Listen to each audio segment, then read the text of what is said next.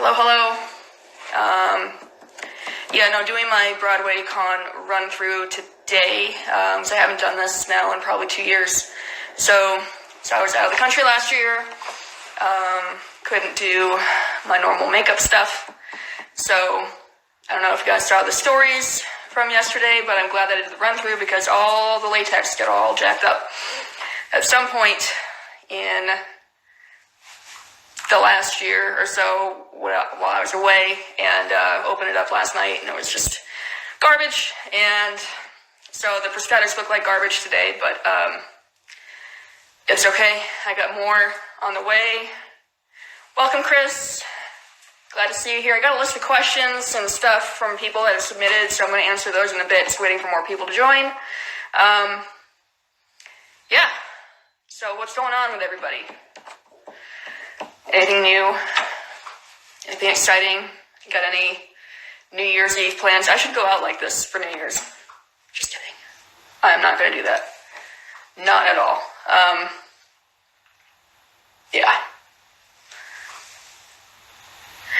How many times can I use the prosthetic pieces?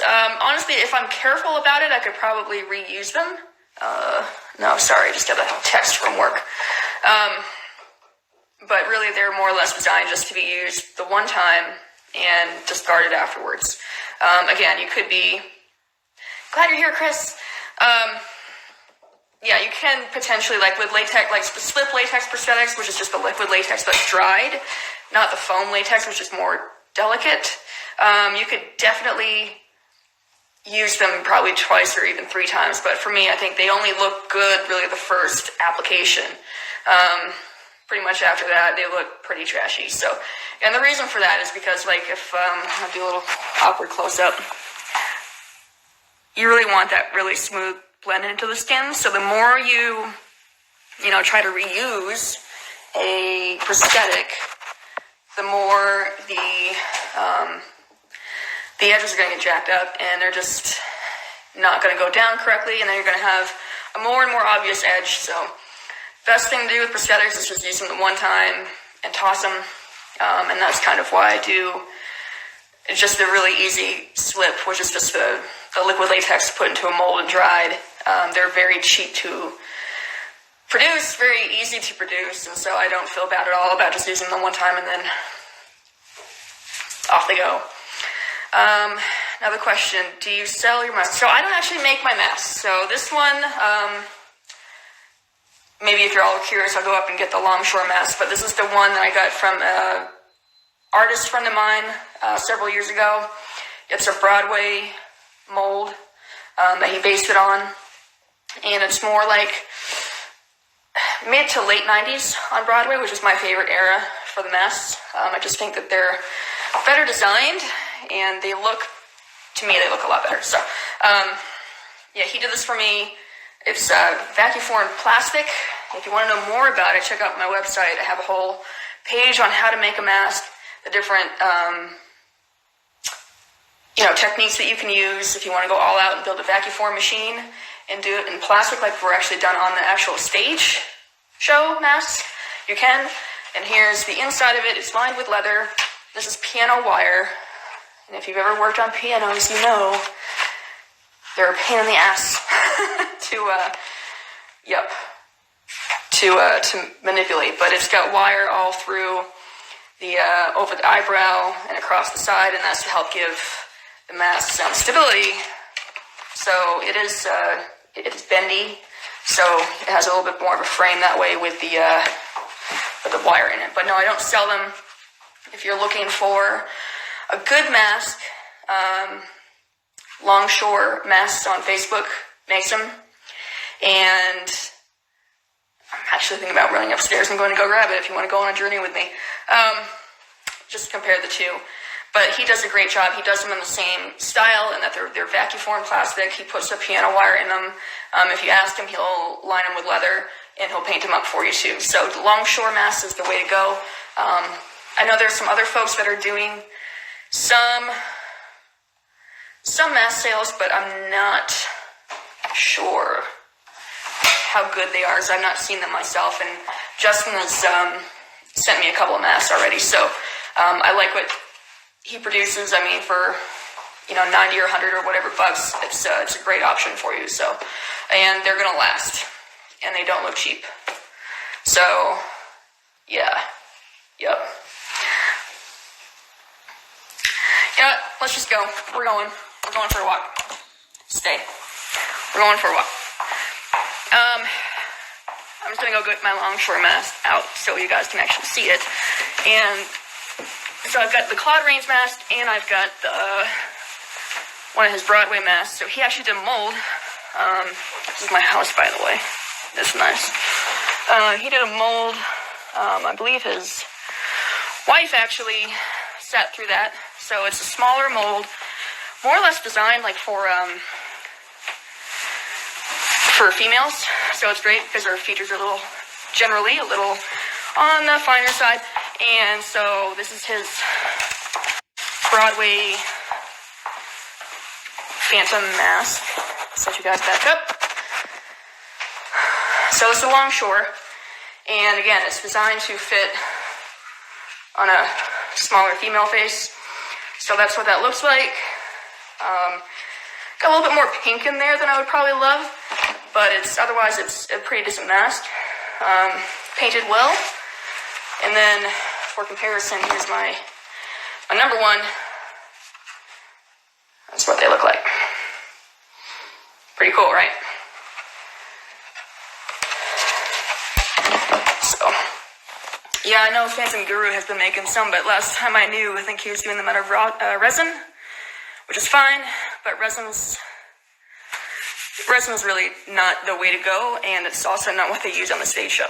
So I prefer just the plastic mask, the vacuum formed ones. Just feel like it's just better. Alright, got a bunch of questions. Sorry, I'm scrolling.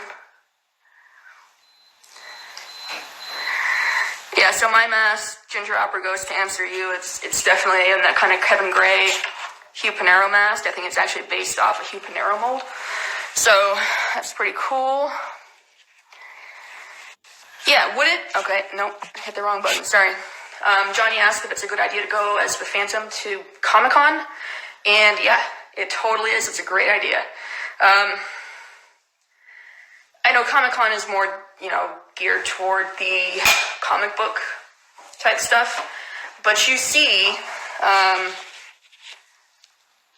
you see a lot of folks from, action movies that don't have comic book relations. You have, pretty much, I would think anybody's welcome to Comic-Con in one way or another. I've had some costuming folks that went, and one went as Christine in the wishing dress, and she got a great, awesome reception in it. So I would say, yeah, if you're interested in going to Comic-Con and you want to rock the Phantom costume, dude, do it. I'll be here cheering you on the whole time. And yeah, so cool. Yeah, I do not have to start singing right now because I cannot sing. So there is that. There is no singing here. Keep hitting the wrong button. Yeah, I mean, I don't know what Phantom Guru is up to anymore. We don't really converse about his plans. So until he sends me something I can actually review and promote, I can't really talk about it too much. What else is on your mind? I got a couple of questions here. So Chris, if he's still with me, I'm not sure if you are. You asked last week about Charles Dance, the Charles Dance version, and if I do a video or a tutorial on that, what I think it would be. I think that's a brilliant idea. I can't guarantee I'm ever going to get around to it, but I think it's a fantastic idea. Of course, with Charles Dance, miniseries from 1990, doesn't actually show the Phantom's face. So it's based off the Yes Can Cop It stage musical, and yeah, you never see Eric's face in the Charles Dance version, which I think is actually kind of cool. I don't know. I kind of think in some ways it's better left to the imagination. It just is. I mean, that's kind of why maybe I like the stage show so much, not from the makeup standpoint, but from the rest of the production design is so, Maria Bjornson's 101 camp things to do with curtains. It's a lot of half steps, a lot of dark space that your mind fills it in, right? So I kind of like that, you don't see the phantom space in that version because you can kind of just go with whatever you think would look the best. I think if I had to do it, and I am thinking about it, again, I can't guarantee I'm ever going to get around to it, but I'd probably go with something Chaney-ish, but not quite. So, like the skull face, I'd have to get some prosthetics for that, because I'm not sculpting those. Prosthetics, probably like a darkened skin tone for whatever reason, like maybe it's just maybe like a port wine stain or something to go with that, I think would be kind of neat. Something like that. So I'm considering it, and we'll see, what the next year brings in terms of how much free time I have and how much budget I have to work with. It's not a whole lot. So there's that. But yeah, no, great question, Chris. Thank you for sending that in. And I'll see if I can get around to doing that one. And the other thing too, I'd love to hear from you guys what you think the Charles Dance version would look like. What does he look like under there? All right.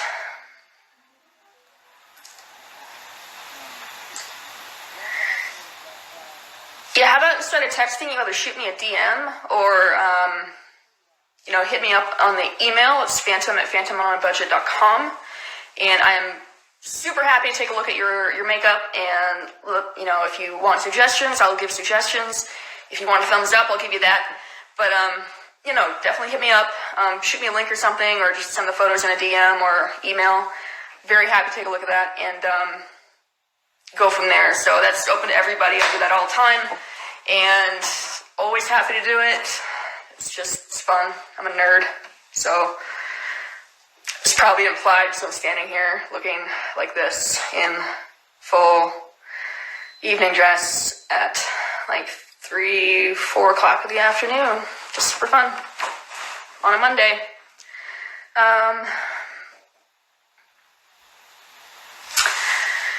Yeah, so Madame Dae says she likes how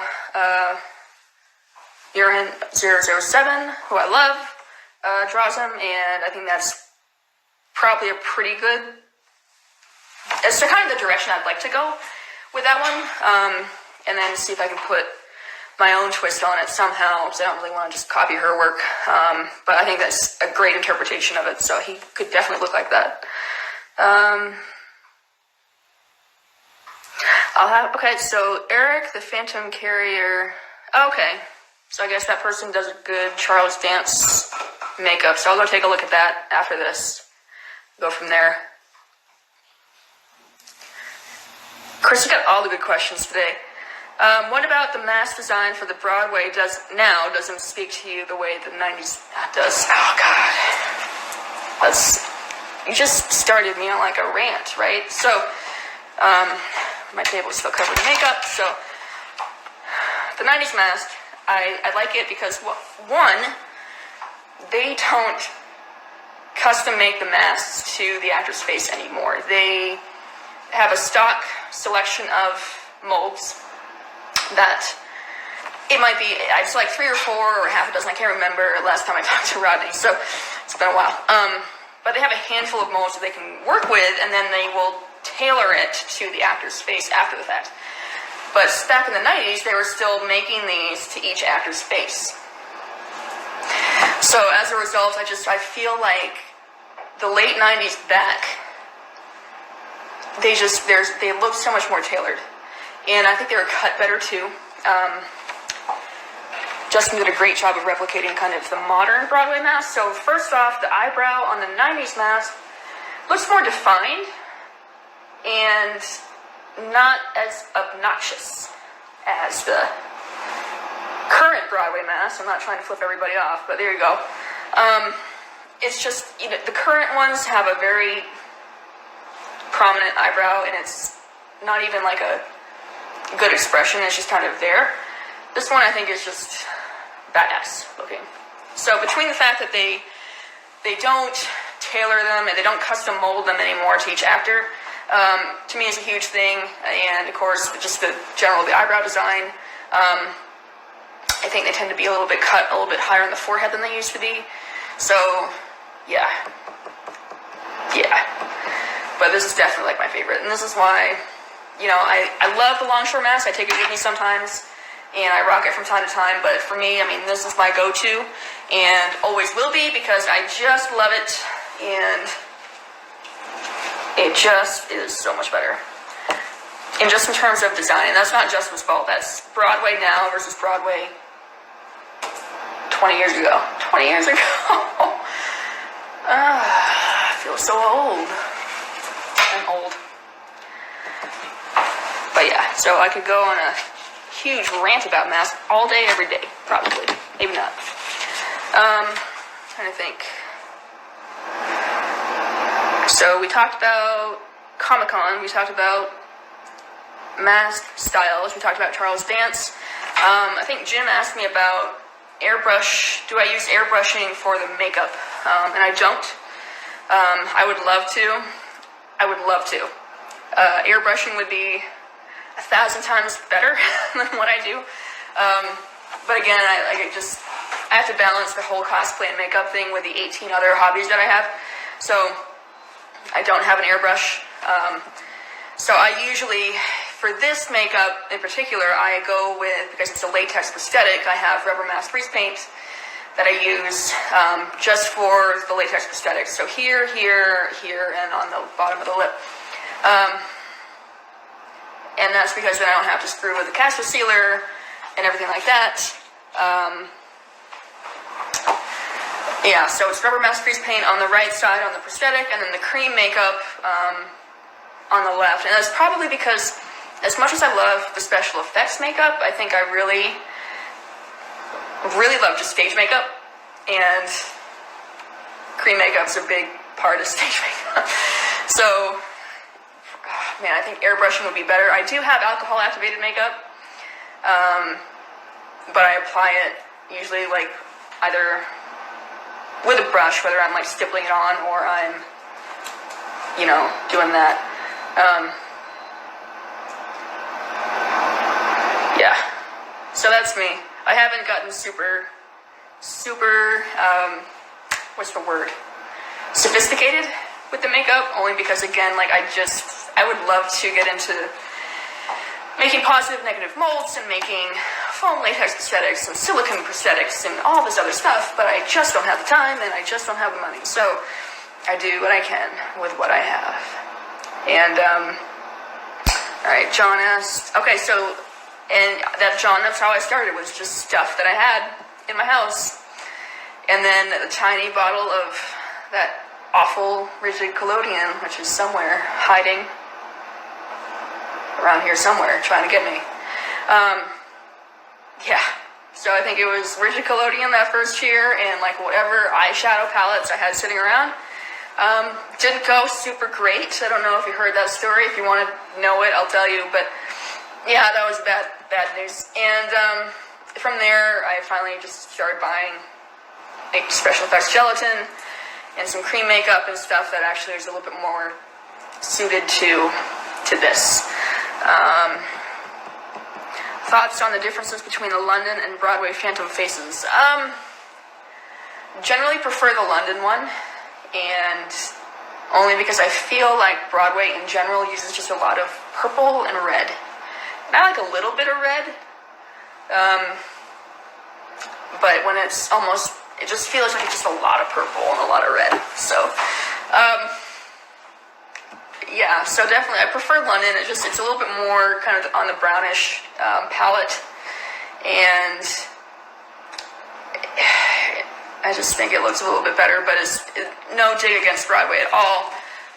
Broadway's also a much bigger house than London, so Her Majesty's Theatre is, at least when I was there, it seemed significantly smaller and more intimate than the Majestic.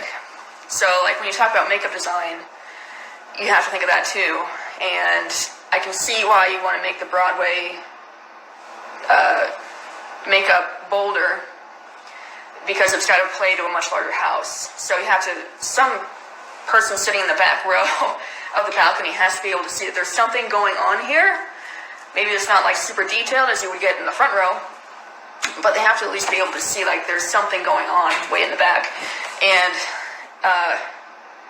it's really hard to do that probably with the London makeup, as much as I love it. I mean, because this isn't the London makeup per se. It's really more like my take on the original London, and still very brown, a little bit of red, but mostly brown. And this would not at all play in the Majestic. So, let's see. Rigid collodion has been tossed into the abyss. Yikes.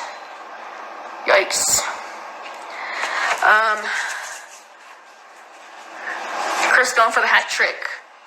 Thoughts on Scott Davies? I feel he's very underrated and doesn't get enough credit. My personal favorite. Dude, high five. High five. I love Scott Davies. So I had to go to London to appreciate him. And because he's been doing it forever, right? So everybody knows Scott Davies. And I know he's good. But just seeing clips of him wasn't enough. And he doesn't fit like my mind's eye of the character, I guess you could call it. So I like the character, like a tall Phantom. And he's not tall. And so I don't know, I'm like, oh, well, yeah, he sounds good, but he doesn't really look the part. I went there in 2016, and the man totally blew my mind. I've always had like this list of like maybe the top 5 or 10 Phantoms that I've loved. I've never been able to pick like one guy. He is by far the best Phantom I've ever seen. By far. He's not even in like the same discussion as everybody else, which is scary because everybody else is really amazing. Scott, I think the cool thing about him is that he doesn't play it all the time. He's the cover and the understudy, so he's been in the show for so long. He has such a thorough understanding of the character and the role and the songs and everything. He has just this mastery of every aspect of the Phantom. But he's not tired because he doesn't play it 7 or 8 shows a week. So it's this perfect blend of knowledge and command and just owning it and the energy to make it really hit home. So I went there with Fantoons of the Yada and a couple other very seasoned fans, and we've all seen the show a lot, and we were all sitting there just mouths on the floor during Final Air, a show that we've probably seen 150 times between us, and he blew our freaking minds, dude. So love Scott Davies. He's worth a trip to London alone. There's also some other cool things to do in London, but if you're gonna go try to find him when he's on and go see him because he's amazing. Yeah, so I like Scott Davies. Trying to think.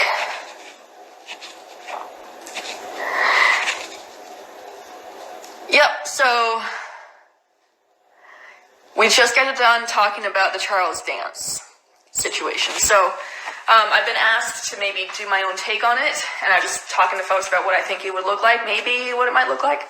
So I've thought about it, and I'm trying to explore how I would do that, and when I would do that.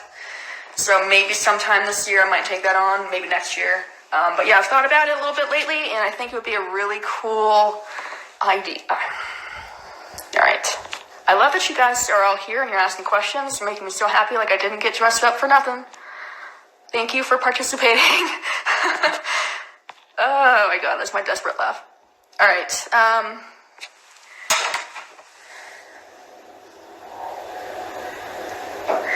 Yeah, it's, you know what, you don't have to have a whole long list of Phantoms.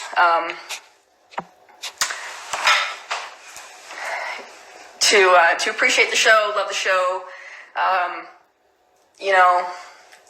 The cool thing is, like, everybody brings something unique to the role. And the more you see, I think the more you start to appreciate the differences in each actor. And that's why I still get excited to see it after, I don't know how many times I've seen the show. 60-ish, maybe. But yeah, I mean, it's okay. I mean, so you've seen 2. That's cool. That's actually 2 more than some other fans out there who have actually never been able to see the show. So, anytime you get to see it, such a gift. I love the performing arts in general. I'm a hack musician. I play 3 instruments really badly. I'm decent on the piano, I guess, but theater, opera, arts, just in general, like the fact that people get on stage, they do their thing, blows my mind. So I love theater. It's pretty great. Geronimo Rauch's yell in the reprise. Oh, you know, I'm trying to think if I've actually seen that. I don't think I've seen him do that yet. I don't think I've seen video of him yet. So, no comment on Geronimo because I have no idea. I remember people really were into him. So I'm guessing he did quite a good job with it. So, how am I? I am doing awesome. Yay. Actually, I'm not gonna lie. It feels pretty good to be back in the suit. So, I do love this. It's so cool. God, I love this thing. Makes me feel like $1,000,000. No, I'm good though, and despite the fact that the prosthetics look terrible because my little latex issue from yesterday they didn't turn out the way that I wanted. They're a little rougher than I wanted. I will say I started playing with this new toy. This is Telus's 8 adhesive, silicone adhesive. Dude, the best. Everything else is going in the trash. Yeah, everything's, granted I only just got done with it, but everything is like sticking like a champ. So, yeah, Telus's silicone adhesive. Alright. Ben Forrester. Yeah, I saw him also in London when we were there a couple years ago. I liked him. I don't want to like rain on your parade, so I'll try not to, but he was very forgettable after Scott Davies. Sorry. Scott just killed me, dude. So Ben was good. Scott was out of this world. So, alright. Have I ever been to Illinois? I have been to Illinois. I lived there very briefly for an internship during college, and been to Chicago a couple times since then. But yeah, I lived in Nebraska for a few years for work too, and I love the Midwest. Midwest is great. I stand up for the Midwest. Every time city folk dig on the Midwest about whatever, I'm like, you have no idea. It's the best. So, stuff happens in Wisconsin, right? I don't know. So what else do you guys want to know? I'm here all crazy dressed up for you. So hit me with your questions or comments or whatever.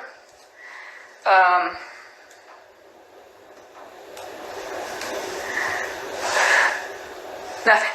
Okay. Apparently nothing happens in Wisconsin, everybody. Nothing happens. Ever. I feel like stuff happens in Wisconsin, though. Hockey happens in Wisconsin. I love hockey. You guys have hockey, so that's cool.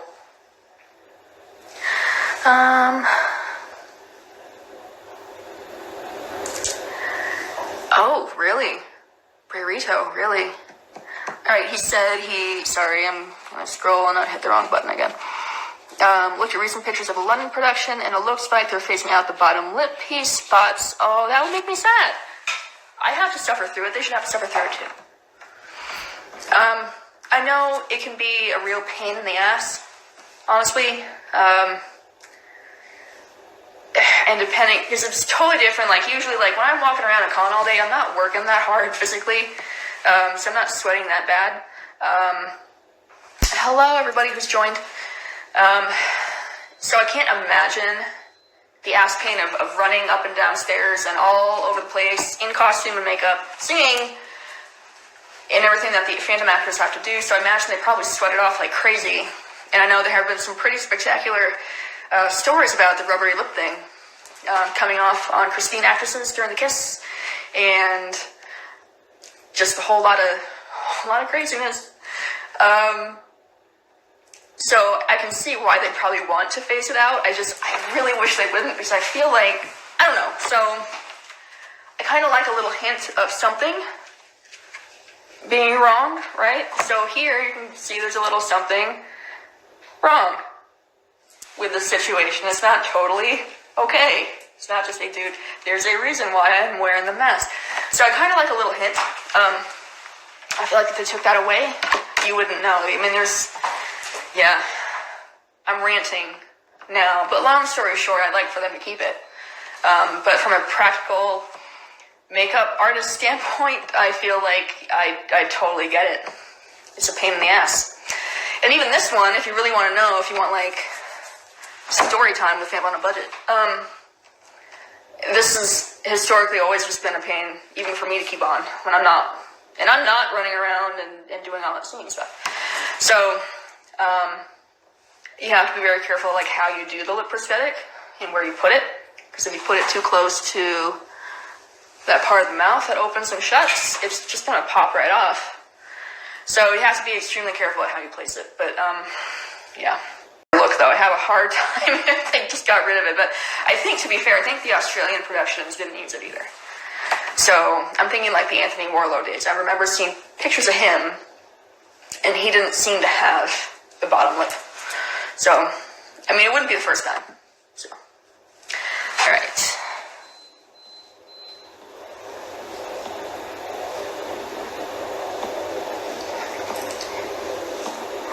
All right. You guys are so awesome. I love you so much for asking questions.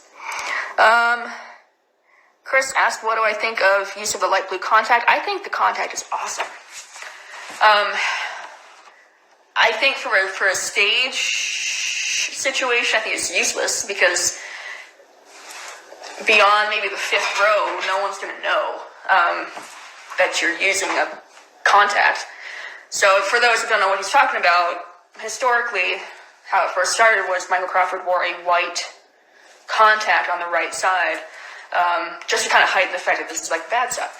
And it looked awesome. But back in those days, it pretty much half blinded you. And let me tell you this, it is hard enough walking around with this bullshit on. If you add in like this contact you can't really see out of, now everything, like you don't have vision from here over. So from a stage standpoint, it went away pretty quickly because it just wasn't practical. But they kind of made an appearance. Jonathan Erasmus wears one in the world tour, which is in Korea right now, and I think it looks amazing. And I'm sure they've improved them over the years to the fact that you can actually see out of them. And so yeah, I love the contact. I would like to see more of it, but again, I guess from a stage standpoint, again, it doesn't serve much of a purpose. It looks great in photo and video. And I should probably have one too, and I've been thinking about it, but I wear contacts because this one's just for decoration. It doesn't do anything. I don't have the best eyesight. So I'd have to get it custom done and everything, and so through a doctor, and I just haven't had the interest. Maybe someday. Some days. I keep saying I'm going to retire, and I keep doing this, so maybe I'll get around to it. You sometimes wonder what the Phantom would do if he was on the Titanic. Interesting question. I'm actually a huge Titanic buff. Huge Titanic buff.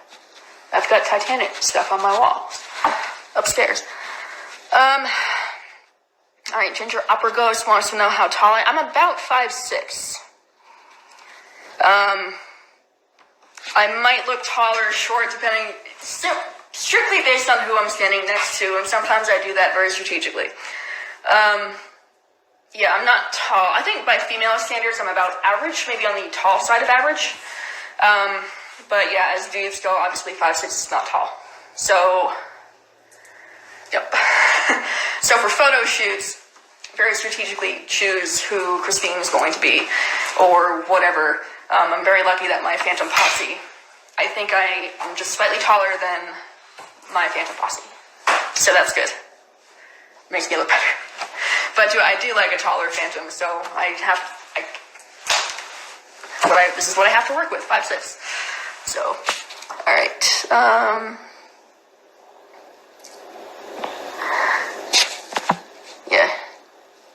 Yeah, I also like the bottom lip because, again, it's the hint that something's not okay with that dude. Thoughts on Jonathan Rocksmith? I haven't seen him live. But I love his voice, and I love the clips that I've seen of him, and I love that he's so good at social media. So, bonus points to you, Jonathan. But he seems like a really cool dude. He's got a great voice. If I remember correctly, I think he's the pianist, right? So I love a dude that can sing and play the piano and kill it. And yeah, so I think he's pretty awesome. I'd love to see him live someday. If he came to Broadway, I'd probably be on the first plane to New York. So yeah, no, he'd be pretty cool.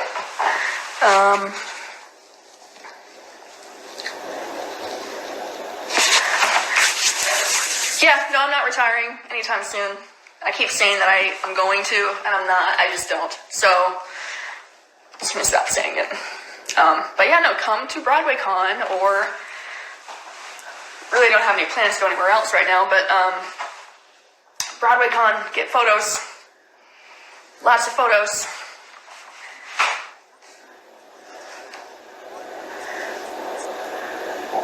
Alright, you're about 5'9"? Yeah, so I wish I was 5'9", that'd be pretty cool.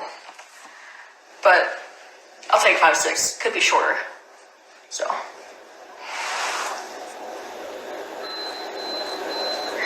Does that mean I will be an old crotchety Phantom? Probably. I feel like there's got to be a point where I just don't do this anymore. But probably said that 10 years ago. So here I am, just still doing this thing. Yeah, I don't know. It's also just so damn easy. Like it's not, well, no, smash that. It's not easy. It's not easy to do this. But I'm familiar with it. It's just something that I do, and it's happening again. I wasn't actually going to go to Broadway Con this year, so I was just going to leave everything in the closet, away, where I like it, and focus on some other stuff this year. And nope. So I actually got the invite. I'm like, you know what? Why not? Why not do it? And so here I am. And I'm glad I did the practice because I think I needed it. And just needed the practice. That's what happens when you step away for, now it's been 2 years. So 2 years goes by fast. I guess lucky for me, I have retired before, like legitimately retired, and took a couple years off and then came back, and it's like riding a bike. So a very demanding, well-dressed bike. Scary. BroadwayCon 2021. All right. I will tentatively plan on going. Hopefully, they will provide me an extra reason to go. I always like it when I get free things from them for actually participating and being in the convention. Helps. But if not, then maybe I'll just go for fun and see some of you guys there. But yes, please come to BroadwayCon this year. I am for sure going to be there. On Friday, the 24th, the panel has been changed to 10 o'clock in the morning, which is actually great, because then I can do makeup first thing, and then it looks really good, and then I can just chill the rest of the day, hang around the makeup, not have to worry about maintaining it all day if I don't want to. It's great. So 10 a.m. on Friday 24th. I can't remember which room we're in, but we're back at the Hilton Midtown, which is where the con started. I wasn't there last year, so I know they had moved back there last year, so it'll be in one of the little convention rooms somewhere in the hotel. And that way, if it snows again, like it did the first year, it'll be great, because you don't have to go anywhere. Yep. So, I might actually go visit the Majestic like this. I haven't decided yet. I'm thinking about it. Thinking about if I want to email the Phantom social media team, like, do you want to collaborate on something dumb? Because I can bring the dumb. You just bring the followers. So, we'll see. But otherwise, should be a fun weekend in New York. Got some friends coming in from all over, actually. So it's just going to be nice to kind of, we'll do this work the one day and then hang out the other couple days. So, yep. Did we talk about, what else do you want to know? I have one more thing I know I need to talk about. I can do this literally all day. I have nothing else to do. I cleared my entire schedule just to stand here and talk in costume. Oy. I love the new adhesive. I'm such a nerd. I think it's the best.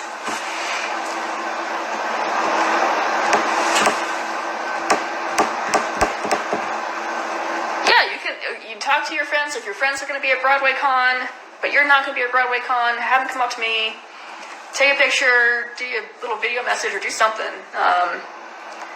Yeah, it'll be fun.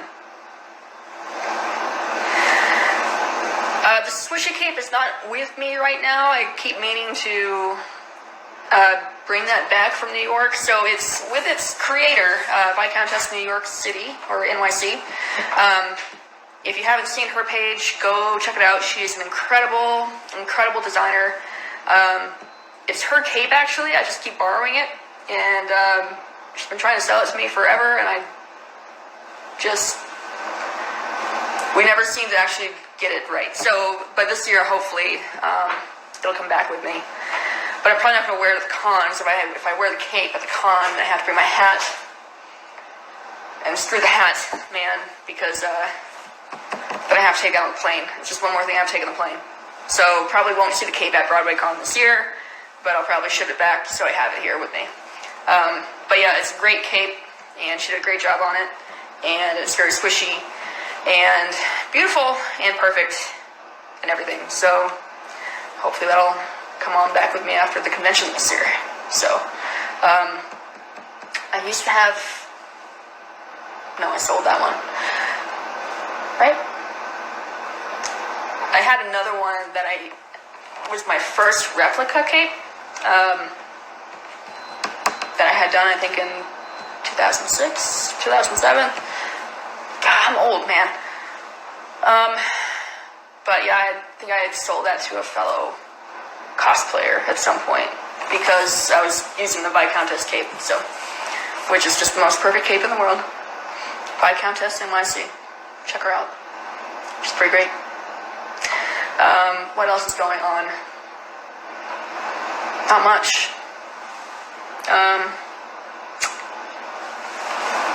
Yeah. I don't know. I think I don't know if he's in here. Somebody had asked about doing a Herbert tutorial. Also thinking about that, but kind of along the lines of the dance one. It's going to come down to like when I have time and when I have the money for that one. So the Herbert makeup requires get my sides fixed here. The left eye be covered because it's basically swollen shut. I'm not exactly sure. So I haven't seen that movie in years, so I need to go back and watch it. And whatever happened to him, his left eye is basically fused shut. So that's a prosthetic. And I'm not sculpting, I'm done sculpting prosthetics for a very long time. I'd have to buy that. And then the rest of it would just be silicone, probably. Wouldn't be that bad, just have to find more prosthetics. The problem is every time I do this and I have to buy a prosthetic, prosthetics aren't cheap. I don't know if you've been shopping lately, but they can run anywhere from, 30 or 40 bucks to $200, just depending on what you're trying to buy. So I have to be kind of careful, like which ones I actually decide to take on. Favorite food, style of food. Oh, all food? I love food. Food's my favorite.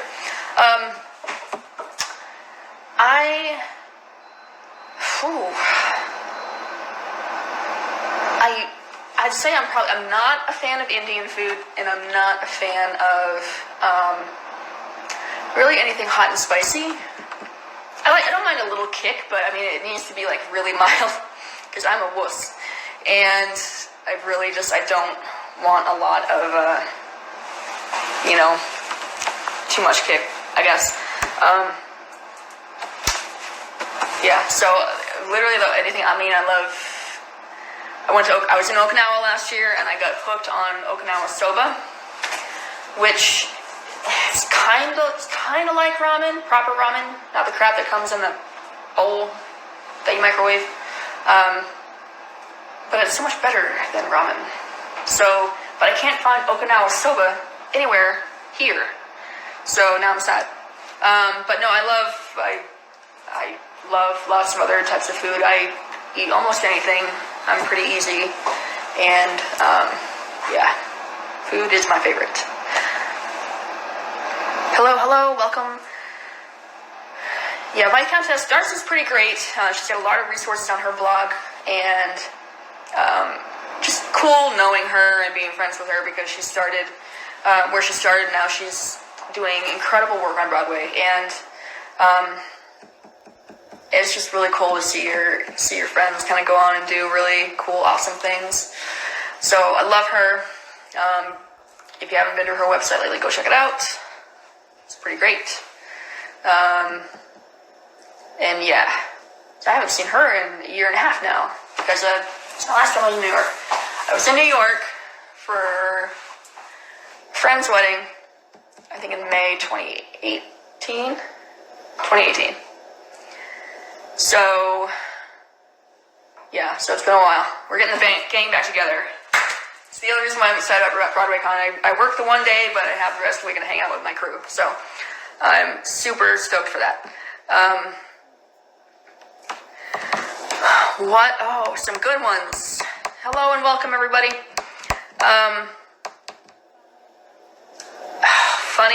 What is my funniest costume story? Shoot. I've had one or two people ask me if I need to go to the hospital, and I'm not exactly sure why. And granted, these particular prosthetics today are not great because of the latex situation. They didn't come out great.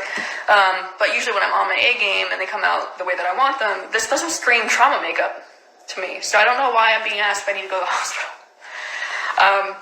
So that's kind of awkward. I'm like, no, it's fine. I had one where I went to the Kennedy Center in DC. They were doing like a Halloween costume. Halloween concert. And everybody was encouraged to come in costume. So I had this nonsense, and I decided I was going to go. And then I had a couple friends that were going with me, and something came up that day, and they weren't able to go. And I decided, I'm like, all right, well, I'll just take off and do this and just suck it up. I'm a little bit shameless. I will walk around in public places like this by myself. And so I ended up doing that, and I bought a box for us to, be at the concert and enjoy this nice kind of semi-private situation. And of course, it's just me in the box now, but I didn't buy the entire box. I only bought half of it. So the door opens, and before this, I'm hanging over, kind of looking over the box and kind of, doing the phantom thing, and people are looking up and like, oh, it's really cool. And I'm milking it because it's what I do.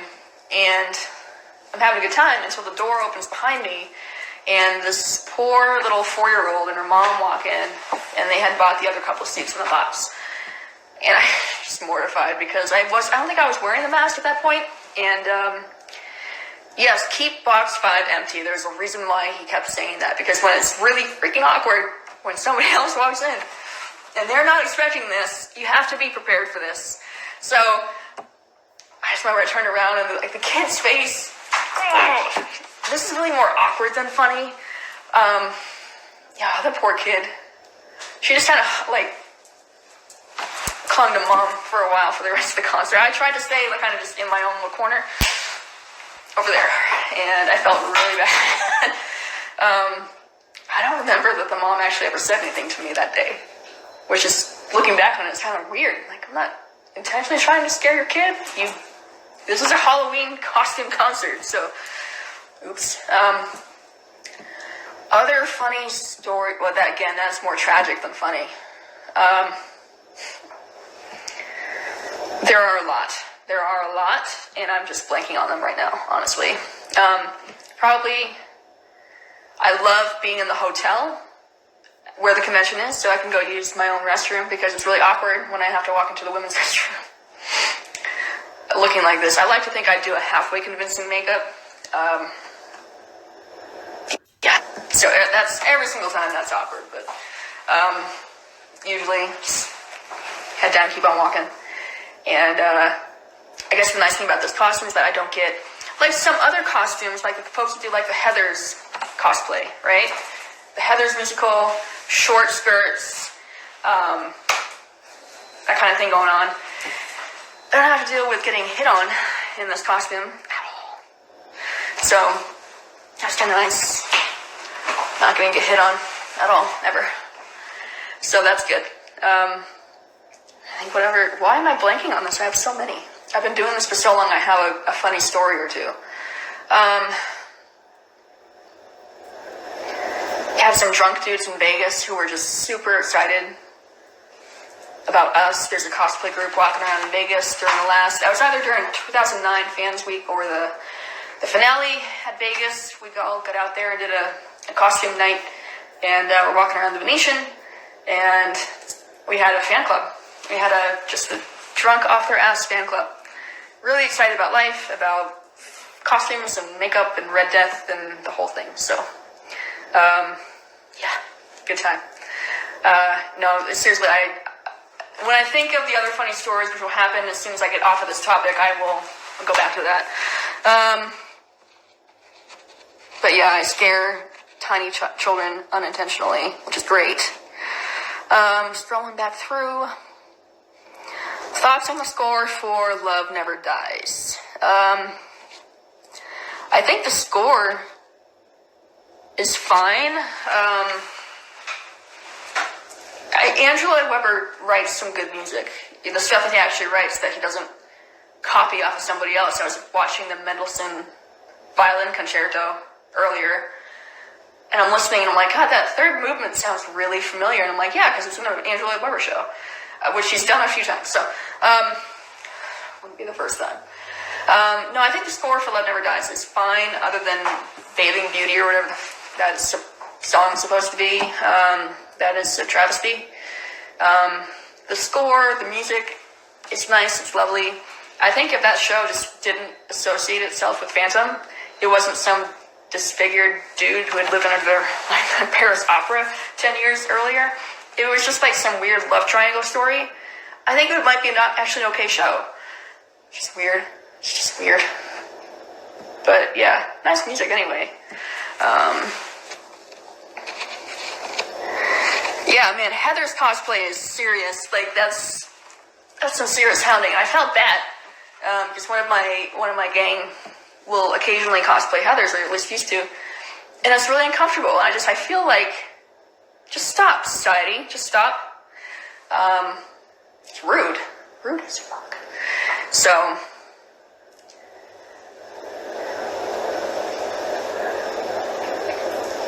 You had somebody smell you? What? That's weird. No, okay, so I've had a lot of folks try to, like, poke me in the face. Like, that's an okay thing to do. Like, sure. I mean, I don't have personal boundaries. Do whatever you want. That was weird. and that was probably also in Vegas. Yeah, so if they're not asking me if I have to go to the hospital, they're trying to like, ooh, what is it made out of? That's so cool. Just stop touching me. Yeah. God, there's so many good times. Meg Jury was done dirty in Love Never Dies. Again, I know people like the show, so I try not to be that jerk that's just crapping all over it. But I really don't like that show at all. So I feel like if it didn't associate with Phantom, if it wasn't the Phantom in Coney Island, it was just some random dude with an agenda, it might actually work. Otherwise, it's so bad. The Phantom of Manhattan, which is the book that it was based off of, nobody asked for it. Nobody asked for it. Forsyth just wrote it. And then we also did not ask for the musical. So, why? I feel like the character arcs for everybody, just dives. It dives, goes down. So, yeah, I'm getting a warning light from Instagram saying that I have 13 seconds remaining in this. I would like to continue, so I might end this live feed, and if it will let me, I'm going to start another one, so tune in to that if it kicks me off. In the next few years, just a bit. Sorry about that, guys. I don't know why Instagram thinks it's cool to just end. We're having a nice chat. Thank you for coming back. I'm really sorry. Instagram's stupid. So, sorry, Instagram people who are whatever. So anyway, where were we? We were having a really nice chat, and then we had to end it. But thank you all for coming back. Love you. Awesome applause for everybody. Y'all are the best. This is like the best live feed ever, which I'm really glad I got dressed up for it too. All right, so where were we? Character arcs in Love Never Dies. Yeah. So I feel like some characters, especially the Phantom's character in the original show, has a good character arc. It's meaningful, and he learns something at the end, and it's great. And he's going, and then Love Never Dies happens, and then it's just like, blows up. So, I have thoughts and I have feelings about Love Never Dies. Clearly, unresolved issues about it.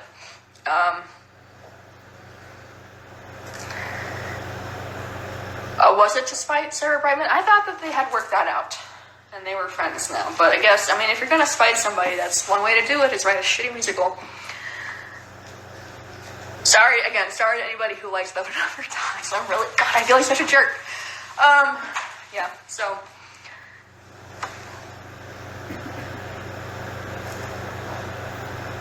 I feel like, so who all is with me? So I feel like one of you had a question. Alright, he is not back yet, so I need to remember.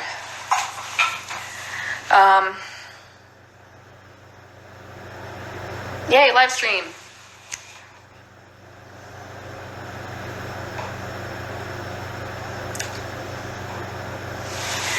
Yeah, so on the Heather's cosplay thing again, I don't feel like it should matter how short your skirt is. Like, again, just society, stop sucking. Fuck. And yeah, it shouldn't matter. It shouldn't matter if you have a full-length evening gown or the shortest Heather skirt in the world. It doesn't matter. It does not give somebody the right to be a dick, basically. I feel bad for saying words like that in this outfit. But uniquely empowered, actually, to say bad words in this outfit. It's kind of fun. Yeah. It's love-hate relationship. And of course, I have my love-hate relationship with the actual show, too. There's great stuff in the original musical. Some not great stuff in the original musical, but at least I love the original. I hate what they did to it with the restaged tour. I literally do not understand a single thing that they did with that. Why? But yeah, it is a little fun to kind of rag on it. Love Never Dies is an easy target. But we can switch targets though if you want to. I'm ranting pretty heavily. So if y'all wanna ask me, and we'll rant some more. Welcome back again to the second live feed. Apparently these things have a time limit, and I was not aware of a time limit. So that's cool. I hope both live feeds get posted though. Shoot. That'd be a shame.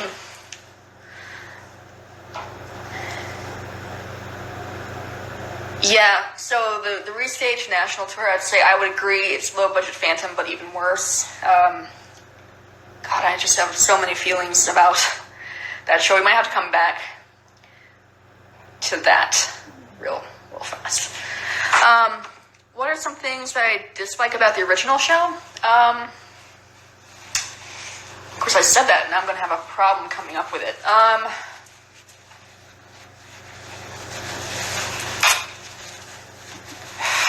What do I hate about the original show? I'm not actually sure I hate anything.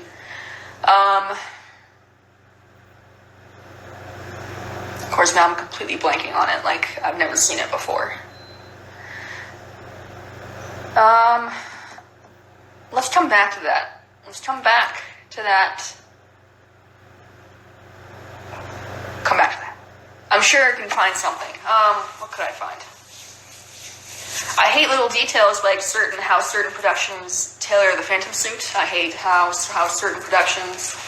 I hate non-replica productions. I don't know why. I really have a hard time coping with that, and I probably shouldn't. That's like a weird thing to have a problem coping with. I just feel, what the hell was that? Okay. Something fell in my kitchen. I don't know what it was. Yeah. We'll come back to that because I'm sure I have opinions about something. Thank you. I appreciate the compliments on the makeup. It's not my best, but it's what happens when your latex pretty much just starts tearing on its own and you don't have any to work with. So this is like my best MacGyvering that I can do. No things.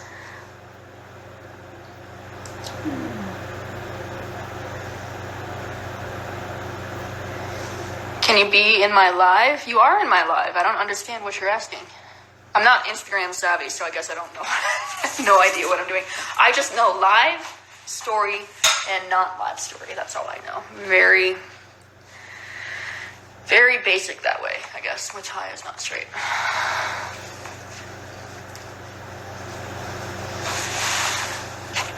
Oh, what does that do if you are in the live video? Like you also are talking? I don't understand.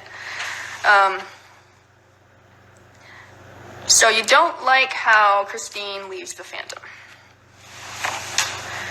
Like how she leaves him as in kind of that moment, or that she doesn't stay with him. I have some pretty strong feelings about this too. If you all want me to rant, I will.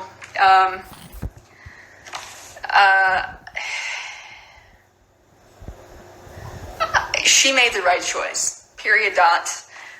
If you're looking at it from a no-kidding common sense perspective, I know this is a romantic musical, and I always kind of found that music like amusing in a weird way, or slightly frightening, because this musical, that Andrew Lloyd Webber found high romance in this topic. Oh my God, that's a weird thing to find romance in. So, bottom line, I am Team Christine 100% of the way. Everybody probably thinks I'm Team Phantom because of this. I'm not. The dude's a jerk. He's been through a lot, and I got it, but it's no excuse for pretty much killing and murdering and manipulating, kidnapping. Extortion is a good one. The dude, not okay. So she makes the right decision, and maybe she stays with Raoul in the long run. Maybe she doesn't. That's the cool thing about the original show. You can make that up. She goes off and does her own thing, or whatever. Or if you like Love Never Dies and she goes back to the Phantom later, cool. But I mean, at the end of the day, the ending's the ending. She made the right choice for me. So, I'm Team Christine, probably Team Raoul after that, and then Team Phantom third, which is probably blowing everybody's mind right now, I know. But as much as I love the Phantom, I just want to give him a hug. He needs a hug. Yeah, it did some pretty scary stuff, guys. So it's pretty scary. I always kind of get a little weirded out. There's always somebody at the show who's probably never seen it before, and it's usually like the 6-year-old ladies who just feel so in love with the Phantom. It's like, it's so romantic. I'm like, it's not romantic at all. It's not romantic at all. How is that romantic? Oh my god. So I just attribute that to like the pre-show wine, which they're selling for like $8 a glass. So, yeah. So there's that. Man, I'm on a roll today. So, yep.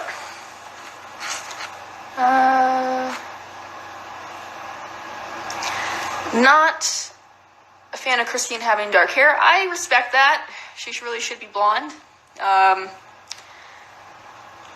So I guess you can say, I mean, it's not true to LaRue. So that's something to kind of nig on the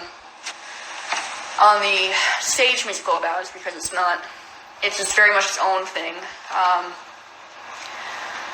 Yeah. Angela, whoever, has some really weird takes on life, I think. So, yep. What else is on your mind, guys?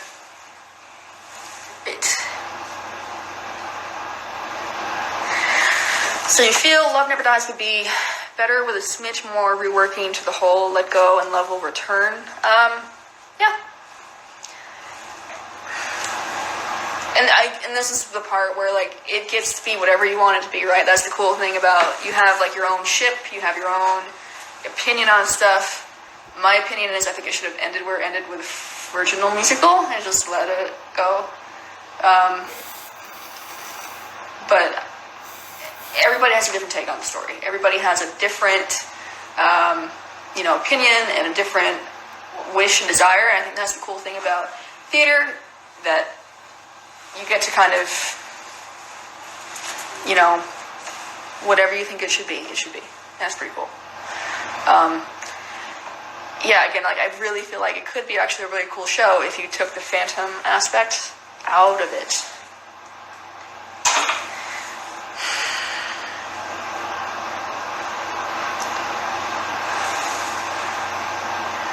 Yeah, it might not have been a thing without Sarah. I don't know.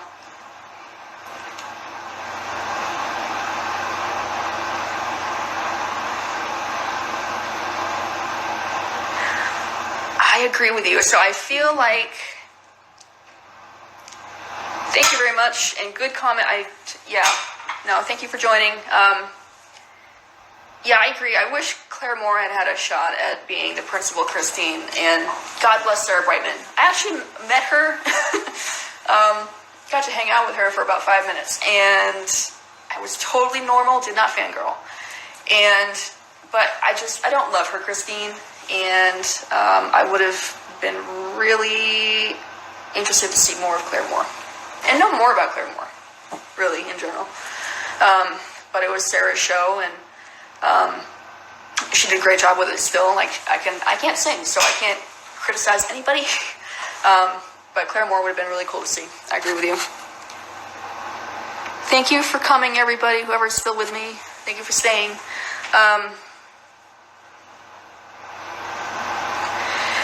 What do I think happened to the Phantom after the final layer? That's an excellent question.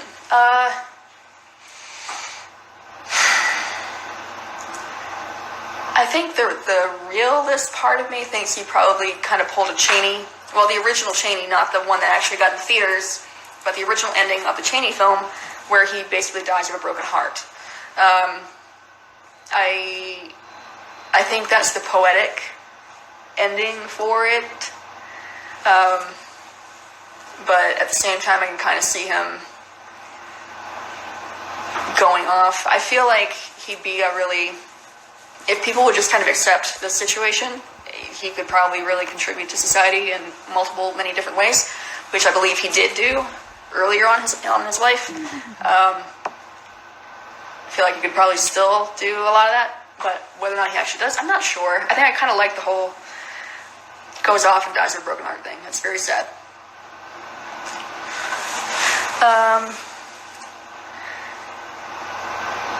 How was my time in Japan? My time in Japan was excellent. It was a lot of work. Being in charge is hard. So yeah, work-wise, it was busy all the time.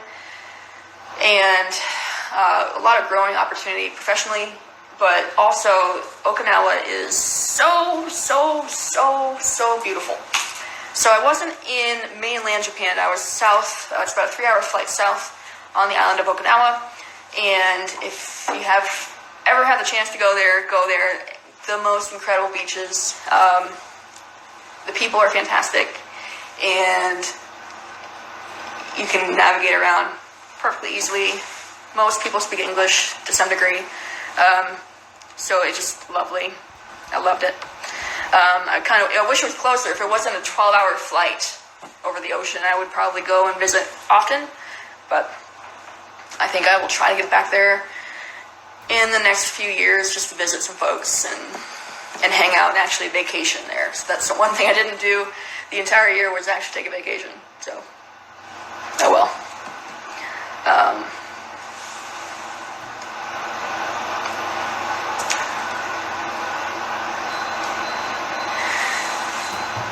Yeah, I think he died. I don't know. It's hard to say because part of me, like the fan fiction side of me, wants like these three to just be friends, like Raoul, Christine, and the Phantom. Like Raoul and Christine probably run off and get married, and that's cool. I just want them all to be friends and hang out. I feel like that would be nice. Totally unrealistic, totally stupid.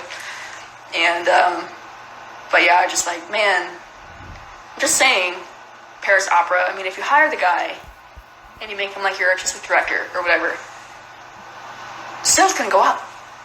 You know, just let him be normal. Don't worry about this. It's fine. It's fine. So, welcome, Jim. I think I have a question from you about airbrushing. Did I already answer that while you were here earlier? I know I'm jumping on you like right when you get into the live feed. Let me know about the airbrush. I don't airbrush my makeup. We can have that discussion if you want to. I just don't know if you're already in here when I had it before.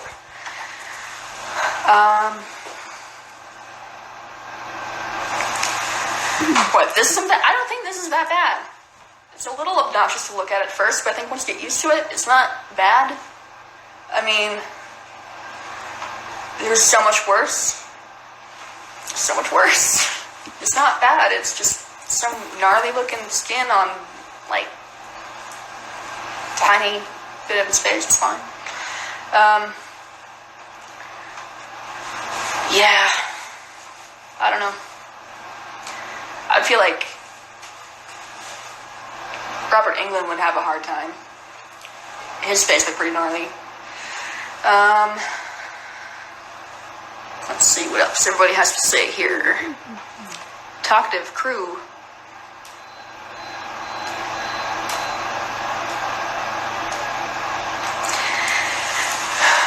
Yeah, I feel like I forgot about that part about forcing himself on her. I don't remember that part. I thought it was consensual, but maybe I missed that totally. Because if that's the case, then absolutely, holy shit, that is wrong on like a million different levels. Yeah, so definitely. Yeah, I was gonna say, I thought that was consensual. But maybe, yeah. Oh, so I haven't read Phantom of Manhattan, so if maybe that was in the book. Maybe that was in the book. Honestly, I have not wasted my time in reading that book. So, probably won't, honestly. And yeah, good call on them changing that for Love Never Dies, because if that had stayed in there, I mean, that show would not have even gotten to the stage, I'm sure. And also, it wouldn't make any sense. So, there's that. It is like, I'm sorry, this is like the Love Never Dies hate fest. I'm sorry. We can talk about something else if you want to.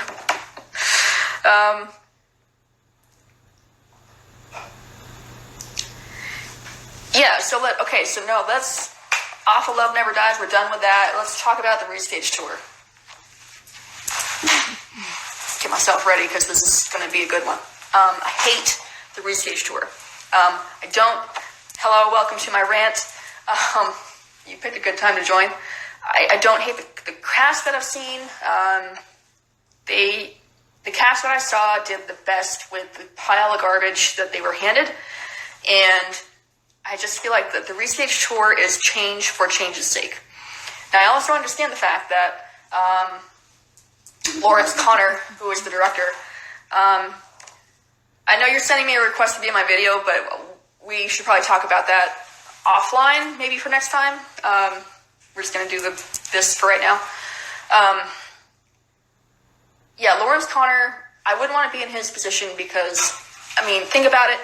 The original production was directed by Hal Prince. I think it's pretty perfect. It's hard to improve on that. So he was hired by, I'm assuming, Cameron Mackintosh to direct a new stage version. Kind of sucks to be in that position. Like, you really can't improve on it too much. You can change stuff, but it's not necessarily going to be better. It's probably not going to be better. And so I wouldn't want to be stuck in that position where you either have to say no to Cameron Mackintosh, who's one of the most powerful people in theater, or you take it and you direct it, and it's a pile of hot garbage. So I don't envy Lawrence Connor, but yeah, let's talk about that final layer scene for a second. I hate the final layer scene. The character arc for the Phantom in the restage tour sucks in general, but I mean, that one just took a nosedive as soon as he basically threw her on the bed and crawled on top of her. That was not okay, and I don't understand what would possess somebody to block that. I don't know who said anywhere in the meetings, like, you know what would be great blocking for the final layers if the Phantom almost rapes Christine. Cool. What? So, I mean, there's no sympathy, and that's why I don't think the restage tour works, because there's no sympathy for the Phantom. I think you have to have sympathy for the guy. Yeah, he murders, he extorts, he manipulates, kidnaps, he does a bunch of stuff, but if you do the show right, you should still feel something for him. And I think that's the incredible power of the show.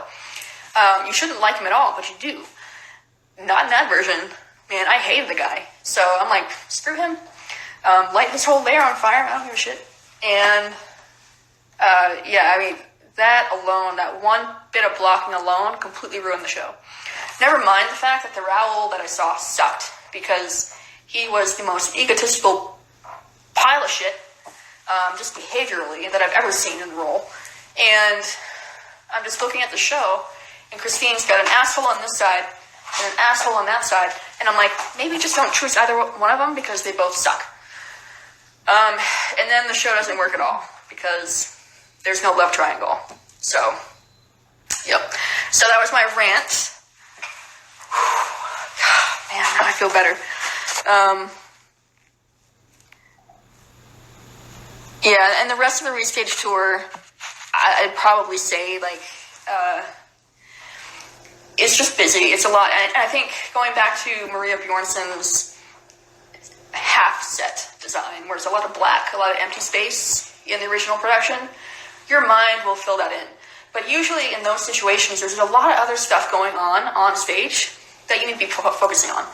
Then there's the restage tour. I'm thinking of the manager scene, where it's this red box of an office with lots of shit and chairs and things on the wall and all, just really confining space. In addition to now you have, 6 people trying to do their thing on stage. It's just so distracting. I don't remember anything of the manager's one scene because I was too busy staring at the rainbow office situation behind them. So I think there's a point to not having a lot of sets that the original does, and the restaged tour, again, change for change's sake. It doesn't add anything, and I just don't get it. So,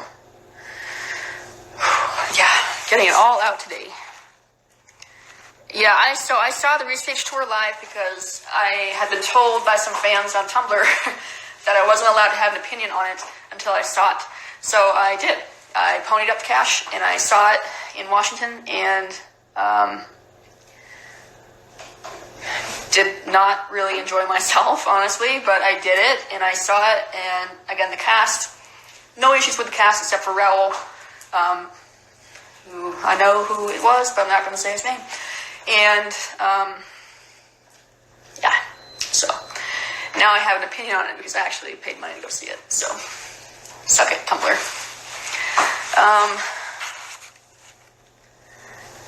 Y'all are so chatty, I love you guys. Thank you for being awesome.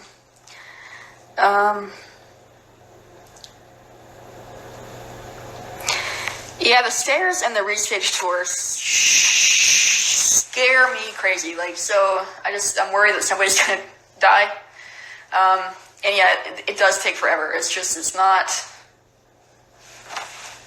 cool, the whole like spinning thing and the stairs come out. It's cool. It's cool stage craft, I guess, if that's what it's set. But it takes forever and it's just not awesome. I know the Travelator in the original show can be kind of goofy, but all things considered, I mean, it's 100% no more goofier than the rotating column of stairs that shoot out while you're walking down them. That makes no sense at all. So, yeah, and I agree. If you can't have sympathy for the Phantom, then there's no reason that Christine should have sympathy for the Phantom. Then there's no point in her giving the ring back and doing what she does, and there's just no point. And, like, I look at the new Restage tour, and I want to say in some way it's supposed to help set up for Love Never Dies. Because I feel like they're trying to set up Love Never Dies to be a thing through the Albert Hall concert, whatever, because I have opinions on that too. I don't know, and I feel like, again, how they handle the Restage tour, it's an even worse setup for Love Never Dies than the original one, because he's a dick.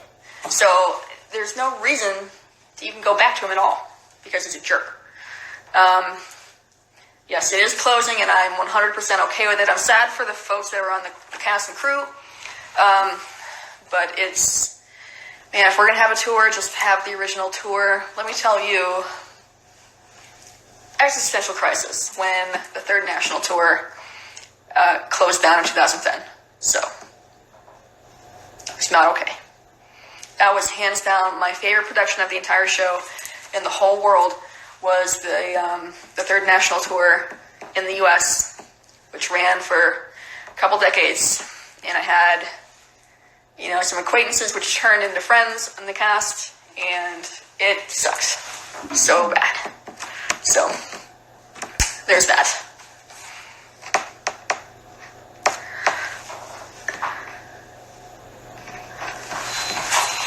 Let's see what you guys have going on here.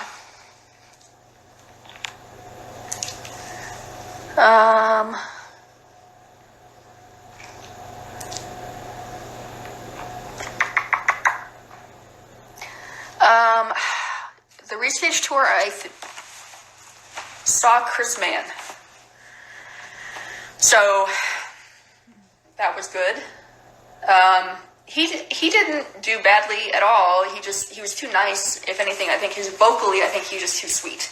I like especially in the opening lines of The Phantom, insolent boy, this wave of fashion, like, that should be thundering, and it should scare the shit out of you, and he didn't. Just kind of, it's very sweet, not okay.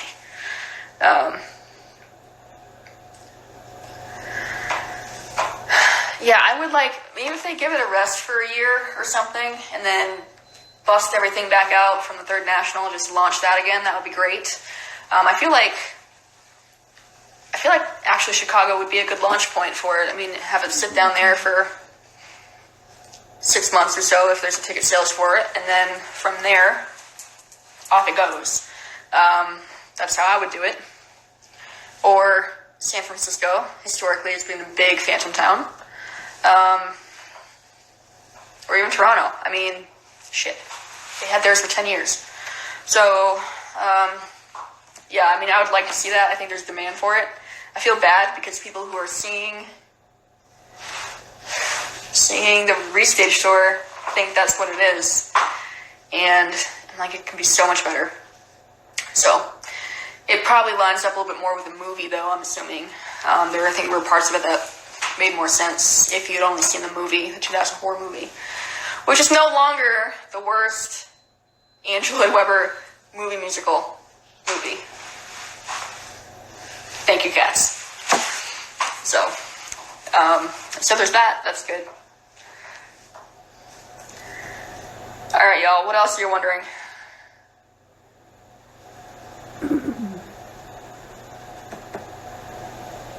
I feel like I should have dinner at some point. What time is it? No idea.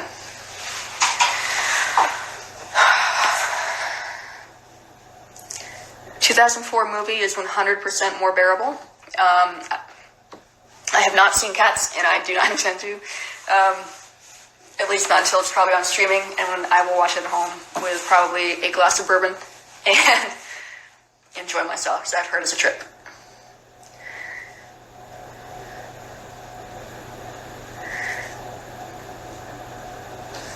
Brazil wasn't running. I feel like Brazil didn't run that long. When did they open? I guess they're doing a non-replica production in Greece, which is going to run like a week. And Ben Forrester's in it, and some other prior London folks are in it, which is cool. And I don't get it. Just, you have the stuff. They have a warehouse of stuff that exists from all these productions. Just needs that. Reinventing the wheel.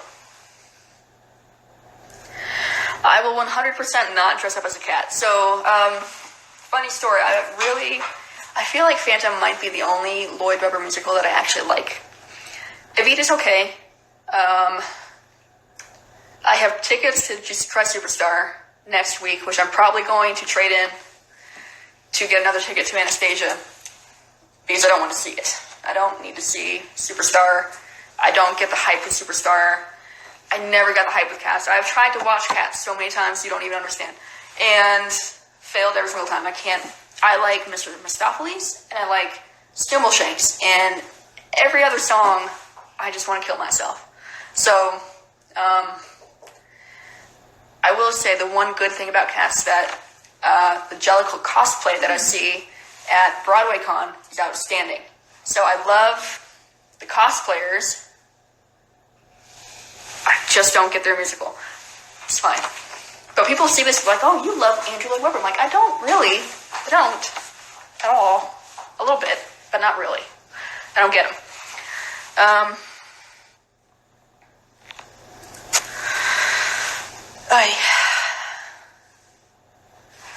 psyched. I'm psyched for Broadway Con. I'm ready to get back to work. It's cool. Cool being back at it. I like this.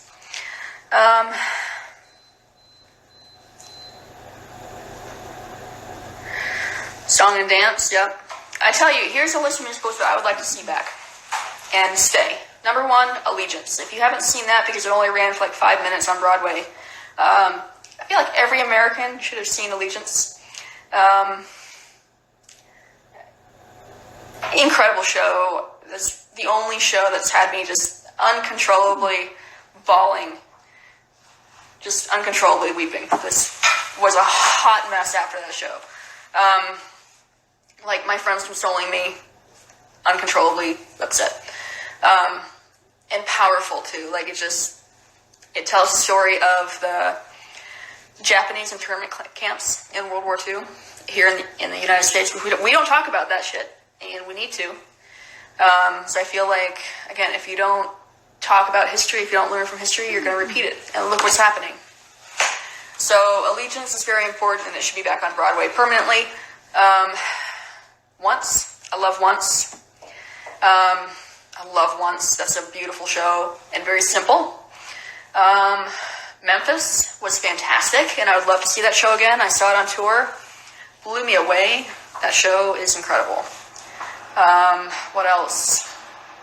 I think those are my top 3 that I'd like to see again, and none of them are Andrew Lloyd Webber shows. My Fair Lady is great. Oh, My Fair Lady is in D.C., so if you are in D.C., go see Laird McIntosh doing his thing, and some other incredibly talented people. Kennedy Center is my favorite place in the world. And then they're launching the national tour, so that's good to see that one back. It's a good one. Favorite costume in general, anywhere on Broadway or the show, Phantom? Phantom, I'd have to say it's going to be incredibly predictable. Are you ready for it? It's this. I love this costume. I'm a sucker for dudes and tails, and funny enough, like when I wear tails, I'm like, damn, good. I don't know, there's just something about wearing a tail suit. It's pretty cool. So this is probably my favorite costume in the show.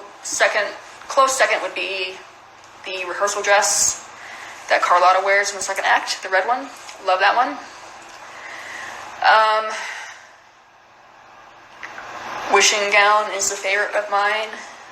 Other costumes from other shows, I think my makeup is starting to, a little bit. I'm talking a lot. So, I don't know. Like, I feel like going back to Once, so they only have like one set of costumes in that show. That'd be so easy. If I had to cosplay somebody else, I feel like I'd be Girl from Once. And just wear like the little skirt suit. Have a little keyboard with me, whatever. I think what other costumes I love. I don't know. I'm blanking on it.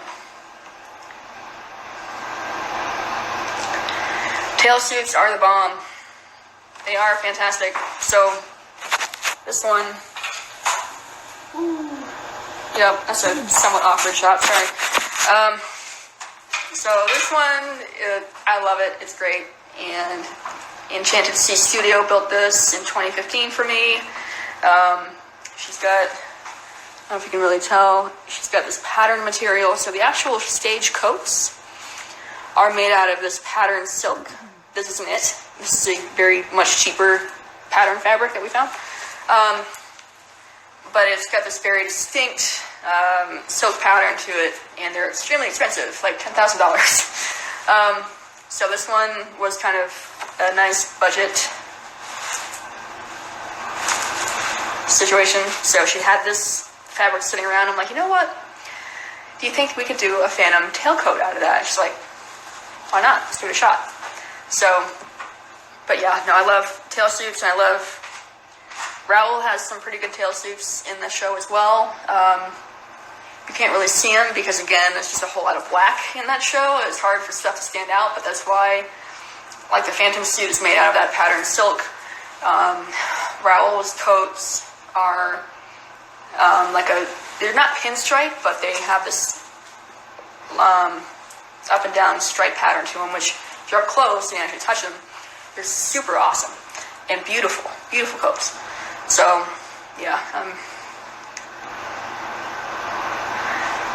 Thanks, man. I look ready for Broadway. I am not ready for Broadway. Because guess who can't sing? This one. I was in choir in high school and college. I sang second soprano. And that's all I'm good for. That's all I'm good for. And no, I'm not going to sing, so don't ask. Yeah, and I'm kind of debating, like, do I email the folks in the Majestic and their social media team and be like, hey, I'm going to be in town again. You had fun last time. I'm at your disposal. I don't know exactly what we do, but if they want me to go to the Majestic and hang out in costume and do something stupid, I will 100% do that. I just don't know if I should even ask, because what's the point? So,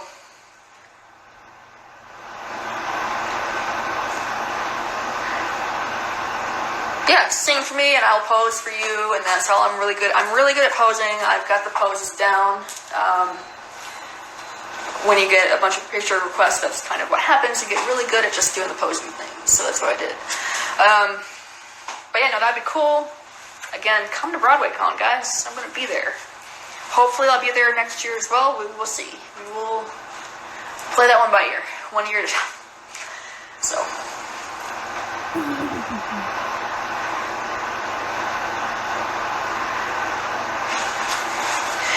I will say this, though, about the tail suits. Like, this is a lot of freaking work. So I used to complain, because I'm a straight female, like, I like dudes in suits.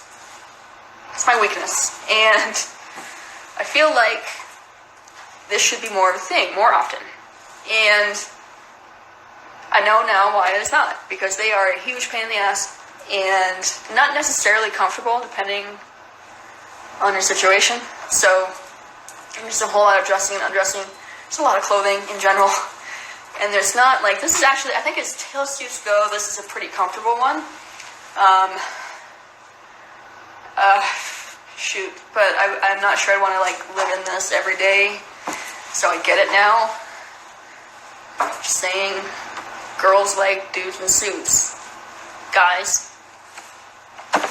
Every now and then wouldn't kill you. Yeah. But I totally get it now why this is no longer a fashion item. As fun as they are, it's just not even practical. I have an entourage when I go out these days to help me just stay on track and stay clean. White and black is really hard. White and black is really hard with this. It just gets over everything. So,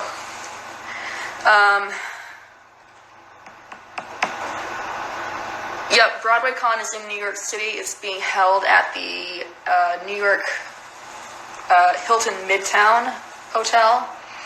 It had, sorry, I've been talking for a while. I should probably have some water.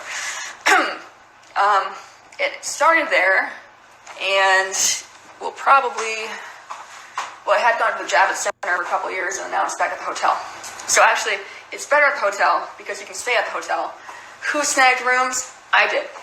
So, the first year, it snowed like crazy, and it's really handy when you have a room in the hotel. You can just go upstairs and go back to bed. Also, when you're doing all this, and you need to run upstairs to do whatever, you can. It's whatever. Javits is pretty cool, but we had to have, it wasn't that bad. We had like a 5-minute walk. Not even. We were just down the street from the Javits Center before, but I think I just prefer to be in the hotel. Makeup. Yeah, if I had balls, I'd sweat them off in this thing. It's hot. Actually, this one's actually okay, because it's a pretty light fabric. The lining in it is actually heavier than the actual outer fabric is, so that makes it kind of delicate. And the pants are lined, I believe. And but I have wool suits upstairs that are actually vintage suits from the Victorian era, and I cannot imagine wearing those every day in the freaking summer. I'm guessing they wore linen in the summer, but even then, no, hot as. So, yeah, but they look great. They're hot, but they look great. They're hot looking and actually hot. So, that's good.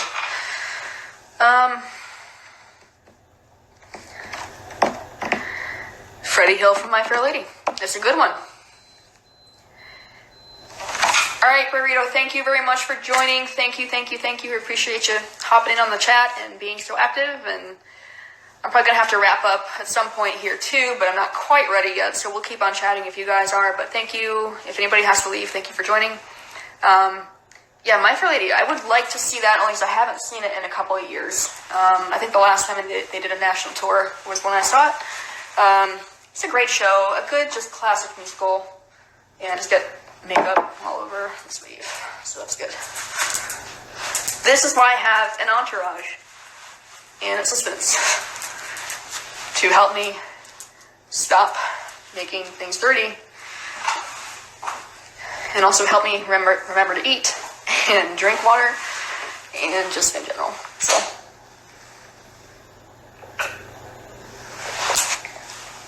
I usually have straws, but not today.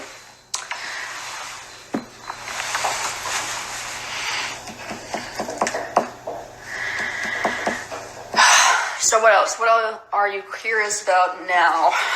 Now that we've, I think, covered everything. Whenever Instagram, I almost said Tumblr. It's not Tumblr. When Instagram kicks me off of this one, I'll be done, I think. So,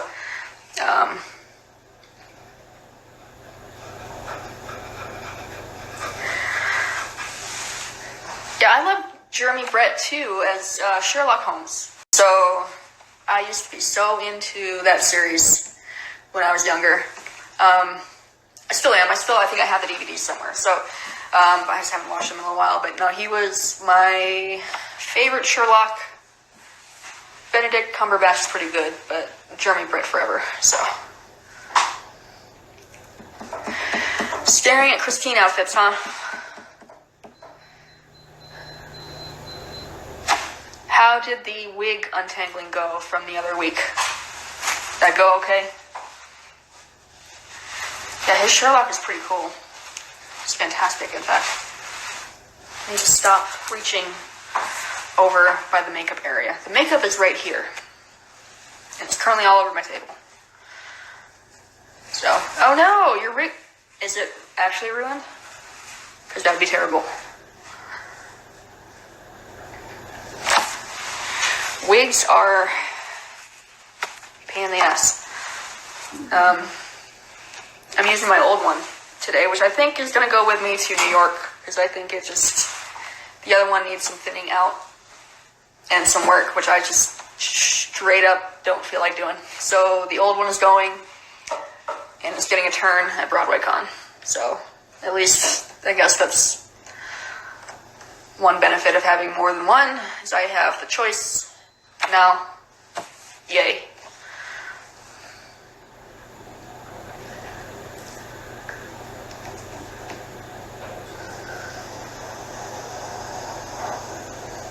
Oh, that sucks. I'm sorry to hear that about your wig. That's the hard part about, I'd say, about buying wigs online, is that it's hard to know exactly what you're getting. And that's why eventually, I just went the hand vented route and just built them myself, because back then I just couldn't find anything that was remotely okay for this character. So, and now I'm kind of glad that I did, because I know I've seen a lot of other characters do,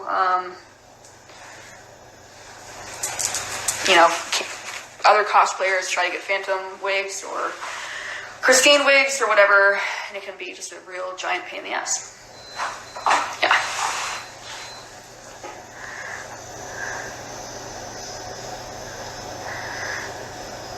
Should the Phantom eventually be a bass or baritone?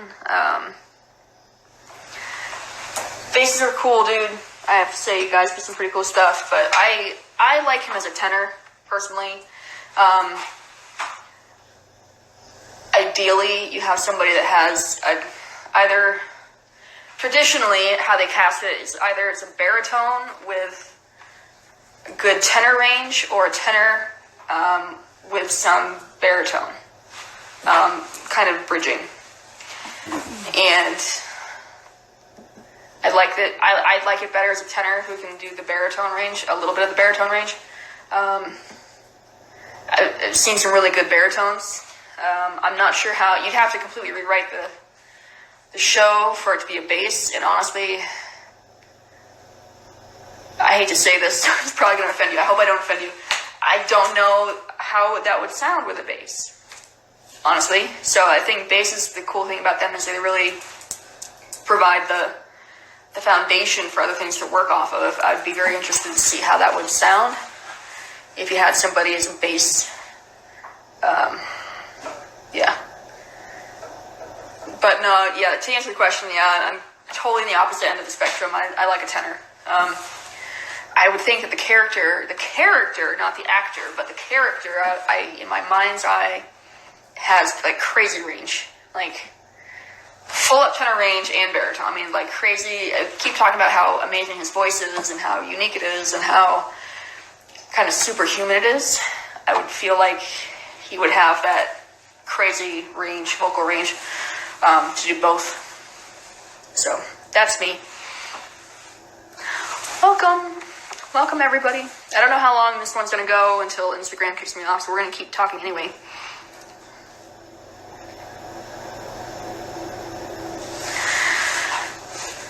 I'm not sure if the title song and Music of the Night were supposed to be lower. I know they had some other people in mind when they first wrote it, and Phantom had been through lots of rewrites. If you haven't seen some of the footage from Sidmonton, man, you're in for a treat. Like acid kind of treat. It's insane. And thank God for Hal Prince. And I think Steve Harley, the rock guy, had been in the mix for a while. He had done the music video. I'm not sure what he is exactly, because I don't know much about Steve Harley. If he's a Barry or not, I don't remember. So yeah, I mean, they might have rewritten it for Crawford. And if that's the case, then I'm glad that they did, because that was the right decision. That's the right, good decision-making skills on that one. It's hard to make good decisions sometimes with this show. And they did, so it was good.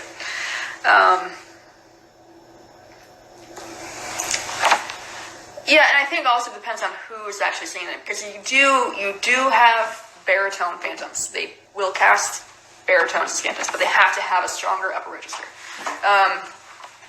So it's possible, depending on who you saw, that was Barry, and whatever. I'm not going to act like I'm knowledgeable about the male vocal ranges, because I'm not. Again, second soprano with a range of about that much. Very tiny. So I'm only useful for about an octave, and that's just about as good as I get. And so I don't know, but yeah, like I said, they will cast Barrys in the role. So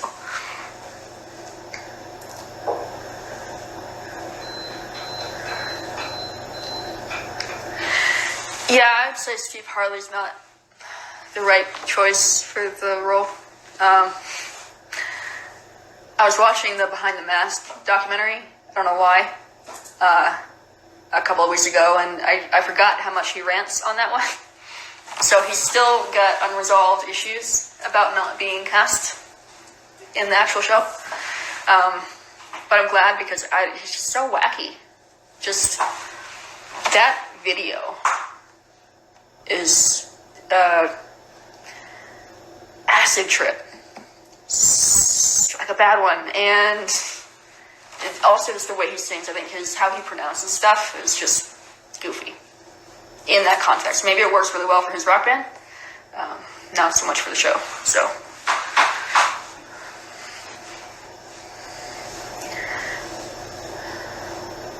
feels so fancy.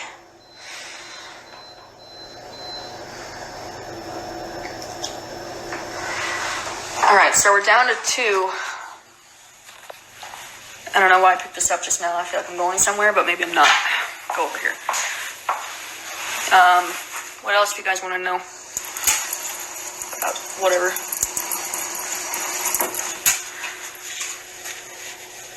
You know what I'm excited about? I'm excited about getting out of this stuff. And that's why I'm excited that the panel got moved to 10 a.m. Because I can just do the makeup and if I want to stay in it the rest of the day, I can. Otherwise, I can just go back to my room and take it off and be a normal human being the rest of the day. So.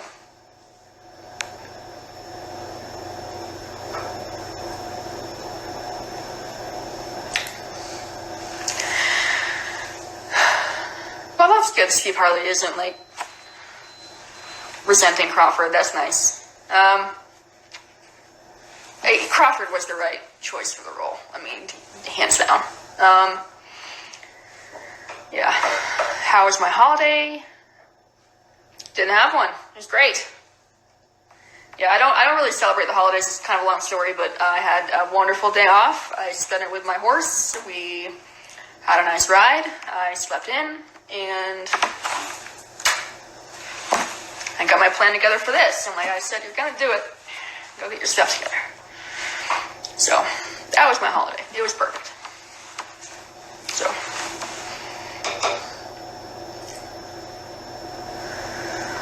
Whew. Trying to think, what else do I rant about? What haven't we covered, guys? I feel like we've covered a lot today. It's been good. I have very jingly glass beads. And apparently I cut my finger on something. Awesome. I hope I'm not bleeding all over myself. Perfect. Oh.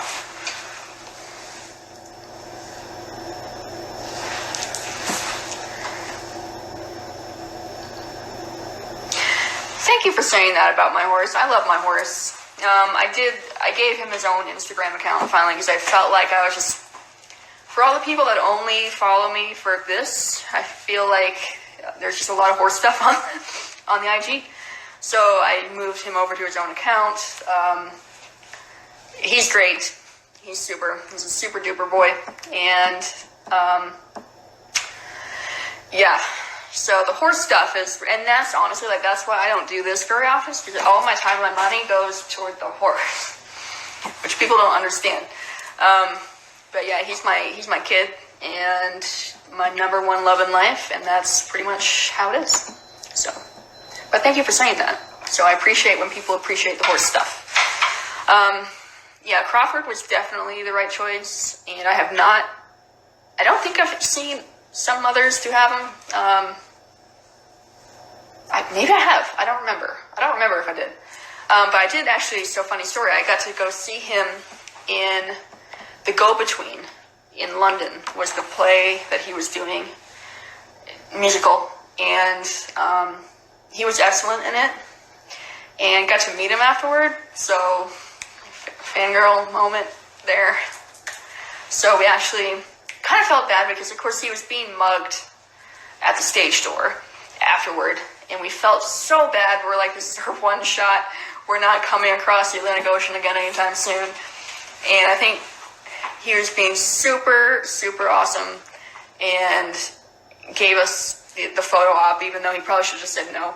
Got the photo op with him, got like 2 seconds of conversation with him. Super nice guy. And loves seeing him in person, doing his thing on the stage. So good. So good. Loved it. Like fan highlight. I've had a few. That has to be up there. So, yeah. Yeah, that's probably in the top 5. It might be the top. Not sure. Definitely top 5. So.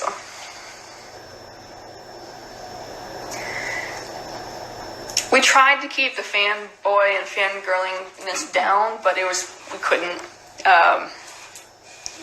And I'm sure he's used to it by now, so he knows he's a name. Yeah, it was just pretty cool. It was awesome. Like, you just don't think that you're ever going to meet Michael Crawford. So, but that was one of the reasons why we wanted to go there in the first place, because we were going for the Phantom 30th anniversary in London, and we found out that his show was also playing, so we're like, this is a no-brainer, we're going. And then I talked everybody into going to Paris, and that was great too. You're welcome. But it was a great trip. So getting to see him was definitely, like, I hate to say it was the highlight, because there was so many good highlights on that one trip alone. but that was definitely a huge one, so very thankful to have met him.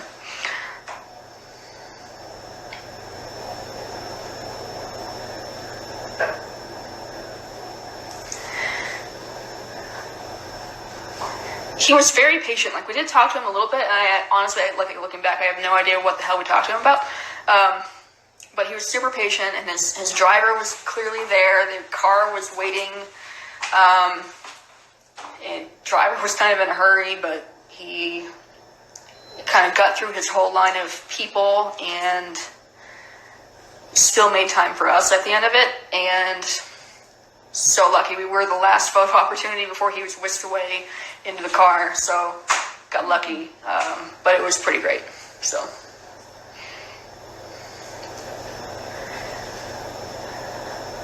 yeah, I think actors in general are pretty used to people fangirling, fanboying. I think it's part of the territory, honestly. So a lot of the time, as long as you're respectful, it's cool. And like you said, you be respectful, it's fine. It only gets weird when people kind of like try to push in and be obnoxious. But alright, I've got the warning. I got 20 seconds left on this video. I'm going to call it a day. I get some other stuff to do and get out of costume and makeup, put the stuff away, get it cleaned up, and then go on with the rest of my week. So thank you all very much for tuning in. I appreciate it. It was totally worth getting dressed up for this. Thanks for logging in and being awesome. I'll see you later.